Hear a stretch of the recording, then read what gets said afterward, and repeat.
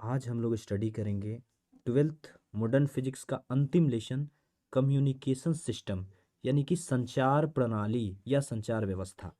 इस पूरे लेसन को अपने हैंडराइटिंग में अच्छे तरीके से संग्रहित किया गया है ताकि मिनिमम अमाउंट ऑफ टाइम में मैक्सिमम एफिशिएंसी के साथ ये पूरा डाटा आप तक पहुंच सके। इस लेसन को समझने के साथ साथ आप सभी लोग अपने कॉपी या नोटबुक में लिखते ज़रूर चलिएगा। ठीक है, चलिए स्टार्ट करते हैं। आज के इस लेसन का पहला टॉपिक होगा इंफॉर्मेशन यानी कि सूचना। इंफॉर्मेशन मतलब सूचना, ठीक है, समझेंगे। इंफॉर्मेशन का मतलब ये होता है कि कोई भी मीनिंगफुल डाटा जो एक व्यक्ति से दूसरे व्यक्ति तक पहुंचाया जाए, कुछ भी कोई भी डाटा जो एक व्यक्ति से दूसरे व्यक्ति तक पहुंचाया जाए उसको हम लोग बोलते हैं सूचना। परिभाषा कहता है कि किसी उद्देश्य के लिए कोई खास समाचार, संवाद, डेटा, संकेत आदि को ही सूचना कहा जाता है। कोई भी सूचना मतलब होता है कि कोई सा भी डाटा, जैसे एक व्यक्ति है यहाँ पे और इसका जो भी कोई बात है दूसरे व्यक्ति तक पहुंच रहा है तो इसी बात को, इसी हम लोग जो है डाटा को सूचना कहते हैं। ठीक, अगला हमारा टॉपिक होगा संचार यानी कि कम्युनिकेशन, संप्रेषण इसका दूसरा नाम है। समझेंगे। कहता है कि किसी एक व्यक्ति से दूसरे व्यक्ति तक कोई भी इंफॉर्मेशन पहुंचाने की प्रक्रिया को संचार या संप्रेषण कहा जाता है। ठीक है, अर्थात एक व्यक्ति से दूसरे व्यक्ति तक अथवा एक स्थान से दूसरे स्थान तक कोई सा भी मैसेज पहुंचा देना संचार कहलाता है या है ना, संप्रेषण कहलाता है। जैसे आप पढ़ सकते हैं परिभाषा इसका कि किसी सूचना, समाचार, संवाद या संकेत आदि को एक स्थान से दूसरे स्थान तक अथवा एक व्यक्ति से दूसरे व्यक्ति तक पहुंचाना संप्रेषण या संचार कहलाता है। ठीक है, ये तो सबसे आसान है। आगे बढ़ेंगे। अगला हमारा देख सकते हैं, जैसे इसमें देखेंगे कि ये दो व्यक्ति जो है अपना इंफॉर्मेशन एक दूसरे को पहुंचा रहा है, जो भी इसका सूचना होगा, इंफॉर्मेशन होगा। देखते हैं यहाँ पे लिखा है ये व्यक्ति अपना इंफॉर्मेशन को एक्सचेंज कर रहा है, लिखा हुआ है एक्सचेंज ऑफ इंफॉर्मेशन, इंफॉर्मेशन का एक्सचेंज करना। ये व्यक्ति अपना इंफॉर्मेशन इसको भेज रहा है, ये व्यक्ति अपना इंफॉर्मेशन इसको भेज रहा है, यानी कि यह प्रक्रिया के तहत ये पूरा प्रक्रिया कहलाएगा संचार। जो बात ये बोल रहा है उस बात को बोलते हैं इंफॉर्मेशन, जो कुछ भी ये बोल रहा होगा उसको इंफॉर्मेशन, और बात को पहुंचा देने की प्रक्रिया को जो है हम लोग कहते हैं संप्रेषण। ठीक है, हम लोग कहते हैं संप्रेषण या संचार। आगे बढ़ेंगे। अगला हमारा टॉपिक होगा संचार व्यवस्था यानी कि कम्युनिकेशन सिस्टम। संचार व्यवस्था क्या कहलाता है? तो कहने का मतलब वैसे ही परिभाषा जैसे दो व्यक्ति है यहाँ पे, एक व्यक्ति इधर और एक व्यक्ति यहाँ पे, ये एक दूसरे को कम्युनिकेट करने के लिए जिस व्यवस्था का प्रयोग करेंगे, जैसे मान लिया जाए कि पहला व्यक्ति के पास एक मोबाइल फ़ोन है और दूसरे व्यक्ति के पास भी एक मोबाइल फ़ोन है, तो ये मोबाइल फ़ोन के जरिए ये कम्युनिकेट कर रहे हैं, अपना जो सूचना है दूसरे तक पहुंचा रहे हैं, तो इस मोबाइल फ़ोन को हम लोग बोलेंगे संचार व्यवस्था। ठीक है ना, कम्युनिकेशन सिस्टम बोलेंगे। अब परिभाषा ध्यान से पढ़ेंगे। कहता है कि जिस व्यवस्था द्वारा संप्रेषण की प्रक्रिया संपन्न होती है उसे संचार व्यवस्था कहा जाता है। जैसे जैसे में मोबाइल, टेलीविजन यानी कि टीवी, रेडियो, टेलीफोन, इंटरनेट, ये सारे के सारे संचार व्यवस्था है। इन्हीं के द्वारा संप्रेषण की प्रक्रिया संपन्न होती है। यहाँ पे देख सकते हैं कि ये मोबाइल फ़ोन के द्वारा अपना इंफॉर्मेशन है ना दूसरे जगह भेजा जा रहा है, यानी कि उधर भी एक मोबाइल फ़ोन होगा, तो ये जो मोबाइल फ़ोन एक फ़ोन से दूसरे फ़ोन की तरफ भेजा जा रहा है, तो जो भेजा जा रहा है उसको तो हम लोग सूचना बोलेंगे, इंफॉर्मेशन बोलेंगे। यह प्रक्रिया संप्रेषण कहलाएगा। लेकिन जिस पद्धति, जिस सिस्टम के द्वारा यह संप्रेषण की प्रक्रिया संपन्न हो रही है उसको हम लोग बोलेंगे संचार व्यवस्था। जैसे में मोबाइल फ़ोन हो गया, टीवी हो गया, टेलीविज़न, टेलीविज़न के द्वारा भी हमें इंफॉर्मेशन मिलता है, दूर दूर का इंफॉर्मेशन। वैसे ही रेडियो हो गया, इस रेडियो के द्वारा भी अलग अलग से इंफॉर्मेशन मिलता है। इसी के तहत ना हम लोग दूर का जो है इंफॉर्मेशन हम लोग सुन लेते हैं। तो ये एक व्यवस्था हुआ, ये एक सिस्टम हुआ, है ना, इसी के द्वारा हम लोग इंफॉर्मेशन को सुनते हैं। चलिए आगे बढ़ेंगे। अब कहता है कि संचार से संबंधित कुछ महत्वपूर्ण आविष्कार, इस आविष्कार को आप याद करिएगा, याद रखिएगा। ठीक है ना, कभी कभी पूछ भी लेता है। जैसे देखेंगे संचार व्यवस्था में पहला जो है टेलीग्राफ। टेलीग्राफ का आविष्कार जो करे थे हीट स्टोन ने किया था। ठीक है, 1835 ईस्वी में दूसरा कहता है टेलीफोन। टेलीफोन का आविष्कार अलेक्जेंडर ग्राहम बेल ने किया हुआ था 1876 में। यहाँ पे हमने बेल लिख दिया हुआ है, ठीक है, अलेक्जेंडर ग्राहम बेल होगा वैसे। रेडियो संचरण व्यवस्था यानी कि रेडियो, इसका आविष्कार जगदीश चंद्र बोस ने और मार्कोनी साहब ने किया था। ध्यान रखिएगा, सबसे पहले रेडियो के बारे में जो है अपना भारत के साइंटिस्ट जो है जगदीश चंद्र बोस ने बताया हुआ था, ठीक है। उसके बाद में ये मार्कोनी खोज किया, लेकिन एक साथ ही नाम आता है, जेसी बोस एंड मार्कोनी, 1895 में। आगे बढ़ेंगे। टेलीविजन का आविष्कार जो है जे एल बियर्ड, यानी कि पूरा नाम होगा जॉन लोगी बियर्ड, 1936 ईस्वी में इन्होंने टेलीविजन का खोज किया हुआ है। अगला बोलता है फैक्स, अनुलिपि, इसका खोज अलेक्जेंडर वैन ने किया हुआ था 1955 ईस्वी में। अगला है इंटरनेट। इंटरनेट का आविष्कार लिक लीडर ने किया हुआ था, ठीक है। एक चीज छूट रहा है, उसको भी समझ लेंगे। मोबाइल फोन का आविष्कार जो किया था, मोबाइल फोन का आविष्कार, ये मोबाइल फोन का आविष्कारक का नाम है मार्टिन कूपर। इसका नाम है मार्टिन कूपर, ठीक है ना, इसको याद रखिएगा, मार्टिन कूपर। मोबाइल फोन के आविष्कारक है मार्टिन कूपर, ठीक है। अगला हमारा, आगे एक इस फिगर के द्वारा समझेंगे कि कम्युनिकेशन क्या होता है। जैसे हम लोग टीवी वगैरह देखते हैं, टीवी, तो उसका क्या सिद्धांत होता है। जैसे कुछ भी कोई घटना हुआ, यहाँ पे कोई घटना हुआ, जो रिपोर्टर होता है, ये रिपोर्टर क्या करता है, इस घटना के पूरा डाटा को संग्रहित कर लिया, इस इंफॉर्मेशन को एक सोर्स के द्वारा संग्रहित करके और इसको ट्रांसमीटर में दे दिया, ठीक है। ये ट्रांसमीटर के द्वारा वही सिग्नल चैनल के पास पहुंचता है, ठीक है। वो चैनल का मतलब होता है माध्यम जिसके द्वारा जो कोई भी इंफॉर्मेशन है उसको आगे बढ़ाया जाता है। अब इस चैनल के द्वारा वही इंफॉर्मेशन रिसीवर तक पहुंचता है। जैसे हम लोग का वो डिश एंटीना लगा रहता है ना, वही रिसीवर है, ठीक है। और इस डिश एंटीना के थ्रू वो जो सिग्नल है वो हमारे टीवी तक पहुंचता है, यानी यूजर तक पहुंच जाता है। तो यही पूरा का पूरा एक सिस्टम है जिसके द्वारा कम्युनिकेशन काम करता है, ठीक है।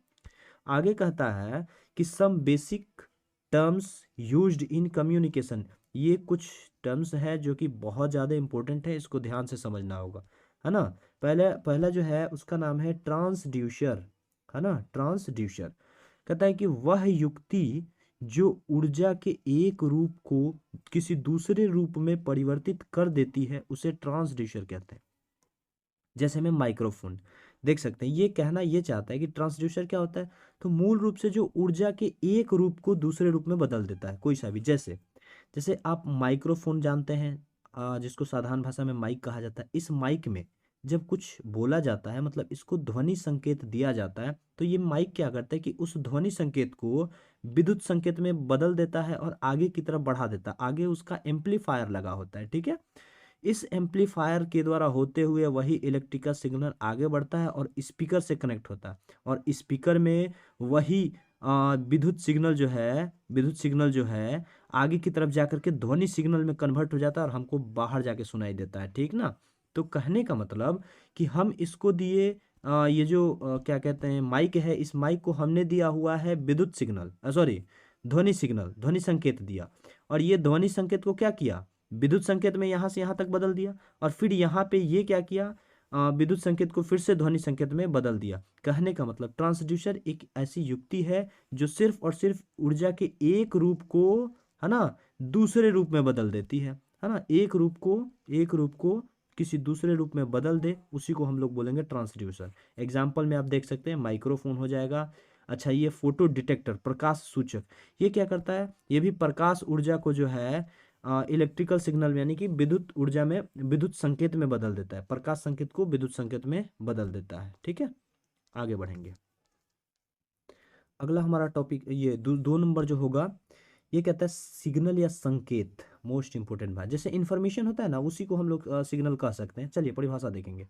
कहता है कि प्रेषक के लिए उपयुक्त वैद्युत रूप में रूपांतरित सूचना यानी कि इंफॉर्मेशन को ही सिग्नल कहा जाता है। बोले थे कि ये एक सूचना होता है जो वैद्युत रूप में रूपांतरित होता है। जैसे हम वहाँ पे पढ़े थे अभी थोड़ा देर पहले कि एक माइक्रोफोन होता है। इस माइक्रोफोन में हम अगर कुछ भी बोल रहे हैं, इसमें हम कुछ भी बोल रहे हैं, मतलब इसमें क्या हुआ, ध्वनि संकेत डाल रही है, तो ये ध्वनि संकेत को क्या करेगा, तुरंत तुरंत विद्युत संकेत में बदल देगा, विद्युत सिग्नल में बदल देगा।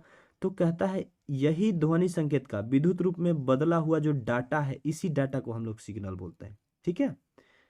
अगला देखेंगे, प्रेषित यानी कि ट्रांसमीटर, ये मोस्ट इंपोर्टेंट है। ट्रांसमीटर जैसा कि नाम है, हमारे बातों को आगे की तरफ ट्रांसमिट करने वाला युक्ति को ट्रांसमीटर कहते हैं। जैसे आप लोग देखेंगे ये वॉकी टॉकी, ये स्टेशन पे देखने के लिए मिल जाएगा। स्टेशन पे यहाँ पे क्या होता है, यहाँ पे रिसीवर लगा होता है, माइक लगा होता है, ठीक है ना। हम कुछ भी बोलेंगे माइक्रोफोन के द्वारा रिकॉर्ड होगा, और ये माइक्रोफोन विद्युत सिग्नल में बदल करके, और ये आपको जो दिख रहा है ये एंटीना है, इसके थ्रू आगे की तरफ बढ़ाया जाता है। अब दूसरा व्यक्ति होगा, जैसे इधर से सिग्नल को बढ़ाया गया, दूसरा व्यक्ति इसको सुन लेगा, और यहाँ से ये स्पीकर लगा हुआ है, ठीक है, और ये सुन के मतलब ये इन्फॉर्मेशन को सुन लेगा। कहने का मतलब कि हमारे सूचना को ट्रांसमिट कौन किया, यही ट्रांसमिट किया, तो इसको हम लोग बोलेंगे ट्रांसमीटर। और फिर क्या हुआ, इस सूचना को ये सुना, और फिर ये अपना आवाज इसमें डालेगा, तो फिर ये सिग्नल को ट्रांसमिट करेगा, तो इसको भी हम ट्रांसमीटर बोल देंगे। जो हमारे सूचना को आगे बढ़ा देगा उसी को हम लोग बोलेंगे ट्रांसमीटर। अब परिभाषा देखेंगे, वह युक्ति जो सूचना या संकेत को विस्तृत करती है और इसे माध्यम यानी कि चैनल से होकर रिसीवर तक पहुंचाने योग्य बना देती है, ठीक है। सिंपल सा बात है। बोल सकते हैं कि जो सूचना को, है ना, आगे की तरफ रिसीवर की तरफ पहुंचा दे उसको हम लोग बोलेंगे ट्रांसमीटर, है ना, प्रेषक। आगे बढ़ेंगे, अगला होता है ग्राही, रिसीवर। तो रिसीवर तो सबसे आसान है, जो जितना भी डाटा है उस डाटा को रिसीव कर लिया उसको हम लोग बोलेंगे रिसीवर यानी कि ग्राही। जैसे हम लोग के जो छत पे लगा होता है डिश एंटीना, है ना, डिश एंटीना क्या करता है, जितना भी सिग्नल रहता है सारे सिग्नल को रिसीव करता है। देख सकते हैं, देख सकते हैं ये जो डिश एंटीना लगा हुआ है, देखिए, इसको हम लोग बोलेंगे रिसीवर। ये क्या करता है, ये इसमें ये लगा हुआ जो यही है रिसीवर, ठीक है ना। यहाँ से सिग्नल ऐसे ट्रांसमिट हुआ, ये सारे के सारे इस पे ट्रांसमिट होकर के और ये सिग्नल को रिसीव कर लेते हैं। जितना भी इन्फॉर्मेशन आएगा सबको रिसीव करेगा, ठीक है। सारे इन्फॉर्मेशन को यही रिसीव करता है, सारे इन्फॉर्मेशन को रिसीव करता है, इसलिए इसको बोलेंगे हम लोग रिसीवर। अब परिभाषा पढ़ेंगे, ठीक है। कहता है कि विद्युत सिग्नल जिनमें संदेश या सूचना निहित रहती है को ग्रहण करने वाली युक्ति को ग्राही कहते हैं। सिंपल सा बात है कि जो कोई भी सूचना को ग्रहण करेगा उसी को ग्राही कहेंगे। आगे कहता है कि ग्राही इन सिग्नलों से मूल संकेत या संदेश का निष्कर्षण करता है एवं यूजर यानी उपभोक्ता के पास प्रेषित ट्रांसमिट कर देता है, ठीक है। चलिए आगे बढ़ेंगे। ग्राही के बाद पांचवा है छिन्नता, अटेन्युएशन। छिन्नता का सिंपल सा जैसे बोल रहा है वैसे इसका मीनिंग हो जाएगा। छिन्नता कहने का मतलब, यहाँ कोई वस्तु है, यहाँ कोई ट्रांसमीटर है, इसमें हमने जितना बात बोला हुआ है वो सारा बात जो है इस रिसीवर तक नहीं पहुंच पाता है। मतलब इधर अगर 100% बात बोला जाएगा ना जी, तो यहाँ पे कुछ कम पहुंचेगा। पता है क्यों? क्योंकि रास्ते में कुछ ना कुछ उसका आवाज जो है छिन्न हो जाएगा। तो इसी को हम लोग बोलते हैं छिन्नता, अटेन्युएशन। अब पढ़ेंगे तो समझ में आ जाएगा। किसी विद्युत सिग्नल की शक्ति माध्यम अथवा संचार चैनल में चलने से छिन्न हो जाती है, इस क्रिया को छिन्नता कहते हैं, एटेन्युएशन कहते हैं, ठीक है। अगला देखेंगे, रव यानी कि नॉइज। देखिए ये हिंदी से नहीं याद होगा तो इंग्लिश से जरूर याद होगा। नॉइज माने अवांछित ध्वनि, जो हमको नहीं चाहिए।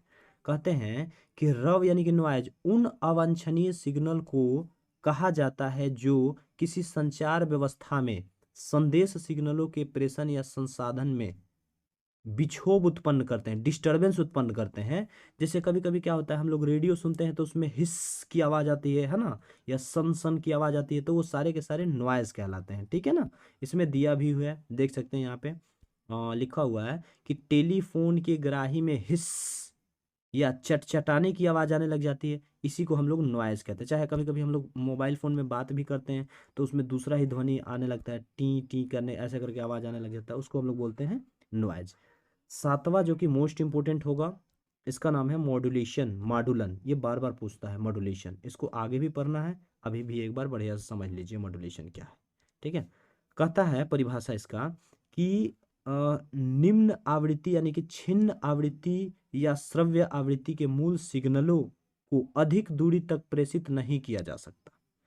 इनकी आवृत्ति प्रायः छिन्न होती है, इसलिए प्रेषक या ट्रांसमीटर पर निम्न सिग्नलों की आवृत्ति को उच्च सिग्नल की आवृत्ति के ऊपर अध्यारोपित किया जाता है। यह प्रक्रिया मॉड्यूलेशन कहलाता है। अब देखेंगे साधारण भाषा में। देखिए ये छोटा छोटा जो सिग्नल है इसको काफी दूर तक प्रेषित नहीं किया जा सकता, तो इसलिए क्या करते हैं कि इस छोटे छोटे सिग्नल पे ना कोई बड़का जो ज़्यादा आवृत्ति के सिग्नल को अध्यारोपित कर दिया जाता है तो क्या होता है कि इसका आयाम एम्पलीट्यूड बहुत ज़्यादा हो जाता है, जिसके द्वारा आगे तक भी प्रेषित किया जा सकता है। यही प्रक्रिया जो होती है, यही प्रक्रिया मॉड्यूलेशन कहलाता है। ठीक है, इसका दूसरा परिभाषा देखेंगे और आसान से समझ में आ जाएगा। कहता है कि निम्न आवृत्ति के सिग्नलों को उच्च आवृत्ति के सिग्नलों पर अध्यारोपित करने की प्रक्रिया को मॉड्यूलेशन कहते हैं। ठीक है ना, जैसे ये देखिए छोटा छोटा है, छोटा एम्पलीट्यूड का कोई वेव है, इसके ऊपर हम क्या कर रहे हैं, कोई बड़ा एम्पलीट्यूड का वेव को अध्यारोपित ऐसे कर देंगे तो क्या होगा, इस सिग्नल का स्ट्रेंथ बहुत हाई हो जाएगा, तो ये काफी दूर तक प्रेषित किया जा सकता है। तो यही घटना, मतलब निम्न आवृत्ति के सिग्नल को उच्च आवृत्ति के सिग्नल पर अध्यारोपित कर देने की प्रक्रिया को मॉड्यूलेशन यानी कि मॉड्यूलन कहा जाता है। ठीक है, आगे देखेंगे बी मॉड्यूलन। बी मॉड्यूलन में क्या होगा, उच्च आवृत्ति, पहले अब ये में देखिए, उच्च आवृत्ति से छिन्न आवृत्ति प्राप्त करने की प्रक्रिया को बी मॉड्यूलन कहते हैं। ठीक है, तो ये हो जाएगा वी मॉड्यूलन यानी कि डी मॉड्यूलेशन। ठीक है, देख सकते हैं ये डी मॉड्यूलेशन। तो फिगर यहाँ पे बना हुआ देख सकते हैं। मॉड्यूलेशन क्या है, मॉड्यूलेशन में पहले क्या था, निम्न आवृत्ति की निम्न फ्रीक्वेंसी का जो वेव था उसके ऊपर हाई फ्रीक्वेंसी मिला, अध्यारोपित कर दिया गया, तो जो नया सिग्नल ये प्राप्त हुआ ये काफ़ी दूर तक, इसको बोलेंगे मॉड्यूलित तरंग, है ना। तो यह प्रक्रिया क्या होता है, मतलब लो फ्रीक्वेंसी पर हाई फ्रीक्वेंसी का अध्यारोपण कराया जाता है, तो ये हो जाएगा मॉड्यूलेशन। लेकिन डीमॉड्यूलेशन कहता है कि जब हाई फ्रीक्वेंसी है उस पर लो मॉड्यूलेशन करा दीजिएगा ना तो हो जाएगा वी मॉड्यूलन। ठीक है, आगे बढ़ेंगे। एम्प्लीफिकेशन क्या होता है, प्रवर्धन। प्रवर्धन का मतलब होता है कि कम आयाम वाले जो वेव होते हैं ना उसको बहुत हाई बना देना। ठीक है, परिभाषा देखेंगे इसका। कहता है कि विद्युत सिग्नलों के आयाम व तीव्रता में वृद्धि करने की प्रक्रिया को प्रवर्धन कहा जाता है।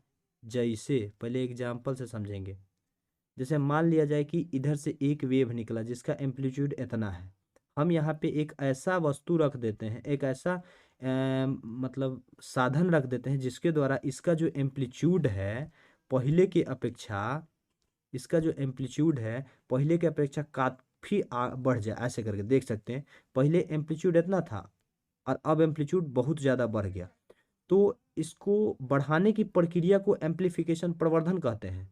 और बढ़ाने के लिए जो इंस्ट्रूमेंट यूज करे हैं इस इंस्ट्रूमेंट को बोलेंगे एम्पलीफायर। ठीक है, जो इसके एम्पलीट्यूड को बढ़ा दे, आयाम को बढ़ा दे, ये होता है एम्पलीट्यूड। देख सकते हैं ये एम्पलीट्यूड कहलाता है। ठीक है, जैसे एग्जाम्पल सबसे अच्छा देख सकते हैं, क्या होता है कि हम लोग माइक्रोफोन में बोलते हैं, माइक्रोफोन में, तो माइक्रोफोन, इधर माइक्रोफोन है, यहाँ पे स्पीकर लगा रहेगा, तो क्या होगा, हमारा आवाज़ को बहुत ज़्यादा मात्रा में बढ़ा करके चारों तरफ ऐसे फैला देता है। चाहे ये बोलने वाला वो जो होता है लाउड स्पीकर, लाउड स्पीकर में क्या होता है कि कम बोला जाएगा लेकिन उसको बहुत अधिक बढ़ा देगा, तो इसको हम लोग बोल सकते हैं एम्पलीफायर। यहाँ पे भी देख सकते हैं, यहाँ पे भी ये आवाज़ आराम आराम से भी बोला जाएगा लेकिन ये पूरा आवाज़ को फैला देगा, तो इसको हम लोग बोलेंगे एम्पलीफायर। ठीक है, प्रवर्धक। अगला होता है रेंज यानी कि परास। देख सकते हैं 10वां, रेंज यानी कि परास। परास तो बड़ा आसान है, देखो भाई, ट्रांसमीटर से रिसीवर के बीच की दूरी को हम लोग रेंज कहते हैं। ठीक है, देख लो, ट्रांसमीटर माने जहां से सूचना निकल रहा है और जहां पहुंच रहा है, इसके बीच की दूरी को हम लोग क्या बोलेंगे, रेंज बोलेंगे, परास बोलेंगे। ठीक है, परिभाषा पढ़ेंगे। सूचना स्रोत, स्रोत माने ये, से लक्ष्य माने ये, के बीच की अधिकतम दूरी को, इतना दूरी को, है ना, परास कहते हैं, परास कहते हैं। ठीक है, आगे बढ़ेंगे। 11 नंबर है पुनरावर्तक यानी कि रिपीटर। ये मोस्ट इंपोर्टेंट होगा, रिपीटर। देखिए, इसको ध्यान से समझिए। जब हमारा जो मोबाइल फ़ोन होता है, मान लीजिए कि यहाँ पे हमारा मोबाइल फ़ोन है ना, यहाँ पे खुद हम हैं, यहाँ पे मोबाइल फ़ोन है, इस मोबाइल फ़ोन के थ्रू हमको बात करना है। तो देखिए हमारे आसपास में एक टावर लगा रहता है, एकदम पास में ही एक नेटवर्क लगा रहेगा। ठीक है, टावर लगा रहेगा। इस टावर, ये टावर का काम क्या होता है कि हम जो मोबाइल फ़ोन में इंफॉर्मेशन देते हैं उसको ये रिसीव करेगा। ठीक है, अब ये नेटवर्क, इस टावर के कुछ खास रेंज में एक दूसरा टावर लगा रहता है, इस इंफॉर्मेशन को ये रिसीव करेगा। फिर इसके द्वारा अपना रेंज में एक तीसरा टावर लगा रहता है। ठीक है, ये इंफॉर्मेशन को रिसीव करेगा। फिर इसके द्वारा इसके खास रेंज में एक तीसरा, ऐसे करके बहुत सारे टावर लगाए जाते हैं। हर टावर का अपना अपना रेंज होता है और ये सारे सूचना को इकट्ठा करके यहाँ पे फिर एक और जो है टावर है, ये सूचना इकट्ठा करेगा और यहाँ से जा करके मान लो यहाँ पे मेरा कोई दोस्त होगा, तो ये मोबाइल फ़ोन है उसका, तो इसके थ्रू बात होता है, तबे हम लोग एक स्थान से दूसरे स्थान तक मोबाइल द्वारा बात कर पाते हैं। इसके बीच में बहुत सारा जो है टावर लगा हुआ रहता है, ठीक है ना। इसी टावर के थ्रू हमारा बात एक जगह से दूसरे जगह तक पहुंचता है। तो देखो, ये मुख्य प्रेसी एंटीना है। एक एंटीना जहां से ट्रांस ये सिग्नल को प्रेस किया जा रहा है, ये एंटीना जहां से सिग्नल को प्रेस किया जा रहा है, ठीक है। और ये एंटीना जहां पे सिग्नल को रिसीव किया जा रहा है, इसके बीच में जितना एंटीना लगा है ना, इस सब को रिपीटर कहते हैं, पुनरावर्तक। यानी कि सिग्नल को बार बार रिपीट करेगा, ठीक है। जो हम सिग्नल इसको दिए हैं, इसको जो सिग्नल हम दिए हैं, ये सिग्नल को बार बार रिपीट कौन कर रहा है? तो इसके बीच में जो ये दोनों तीनों है, ये इसको रिपीटर बोलेंगे, इसको रिपीटर बोलेंगे, इसको रिपीटर बोलेंगे। हाई तो है रिसीवर, ये लास्ट वाला रिसीवर है, आप फर्स्ट वाला ट्रांसमीटर है जो हमें सिग्नल को ट्रांसमिट करेगा, ठीक है। तो ये होता है रिपीटर। अब परिभाषा से समझ आएगा। कहता है कि प्रेषक सिग्नलों के परास को बढ़ाने के लिए इनके बीच में प्रेषकों तथा ग्राही के अनेक सेटों का प्रयोग किया जाता है, जिन्हें पुनरावर्तक कहते हैं, ठीक है। देख सकते हैं ये सब लिख दिए हैं यहाँ पे, ये रिपीटर है ना। ये मुख्य प्रेसी एंटीना, ये मुख्य ग्राही एंटीना, ग्राही माने रिसीवर एंटीना। आगे बढ़ेंगे। बैंड विड्थ यानी कि बैंड चौड़ाई। कहता है कि समस्त आवृत्तियों का संचय, जितना भी फ्रीक्वेंसी रहता है सबका कॉम्बिनेशन, जैसे ध्वनि के, संगीत का, ठीक है ना, दृश्य का, भाषण, डाटा, सब सिग्नलों का आवृत्ति स्पेक्ट्रम कहते हैं। जितना भी हमारा जो ध्वनि रहेगा, संकेत, सिग्नल, कुछ भी रहेगा ना, सबको हम लोग सिग्नल को जो है ये स्पेक्ट्रम कहा जाता है। आगे कहता है कि किसी सिग्नल के आवृत्ति स्पेक्ट्रम के चौड़ाई को बैंड चौड़ाई कहते हैं। देखिए, आप देखे होंगे कभी कभी होता क्या है, मोबाइल फ़ोन में ऐसे दिखाया जाएगा कि हम बोलते हैं ना, तो उसके ऐसे ऐसे करके ऊपर की तरफ ऐसे ऐसे करके बढ़ता जाता है। ये एक्चुअली यही होता है यहाँ से यहाँ तक कि बैंड चौड़ाई, कि जितना फ्रिक्वेंसी, कभी कभी फ्रिक्वेंसी ऊंचा हो जाएगा, कभी नीचा ऐसे करके हो जाएगा, तो ये होता है बैंड चौड़ाई। जो हम बोल रहे हैं उसका एक फ्रिक्वेंसी अपना निर्धारित होता है, तो जितना भी सिग्नल है, आवाज़ है, उसका जितना फ्रिक्वेंसी दूर तक रहेगा, यही दूरी बैंड चौड़ाई कहलाता है, ठीक है। तो देख सकते हैं बैंड चौड़ाई क्या कहता है भाई, स्पेक्ट्रम का अधिकतम आवृत्ति, उसमें से घटा देंगे स्पेक्ट्रम की न्यूनतम आवृत्ति, तो बैंड चौड़ाई निकल जाएगा। देखो बैंड विड्थ, BW मतलब होता है बैंड विड्थ। ये न्यू मैक्स, न्यू मने आवृत्ति होता है, फ्रिक्वेंसी को न्यू से सूचित करते हैं, और न्यू मीन मने मिनिमम। देखिए, ये हुआ मिनिमम, ये हुआ मैक्सिमम, ठीक है। ये फ्रिक्वेंसी नीचे वाला जो है फ्रिक्वेंसी है, तो यहाँ से इनके बीच की दूरी को बैंड चौड़ाई कहलाएगा। चलिए आगे की तरफ बढ़ेंगे। नोट करके इसको लिखना होगा। कहता है कि वाक सिग्नल मने वॉकी टॉकी, ठीक है। वाक सिग्नल मने वॉकी टॉकी, जो स्टेशन पे वो लोग नहीं लेके घूमते हैं, ऐसा करके रहता है, ऐसे करके, और इसमें ये एंटीना लगा रहता है, यहाँ पे क्या कहते हैं, माइक लगा था, इसमें बहुत सारा बटन रहता है, इसी को वाक सिग्नल बोलते हैं। कहता है कि वाक सिग्नल के टेलीफोन संचार के लिए 300 हर्ट्ज से 3100 हर्ट्ज की आवृत्ति परास उपयुक्त होता है, ठीक है। अतः टेलीफोन संचार के लिए जो बैंड चौड़ाई होगा, देखिए, तो 3100 में से कै घटाएंगे, 300 घटाएंगे, तो हमारा होगा 2800 हर्ट्ज। इसी को याद रखेंगे।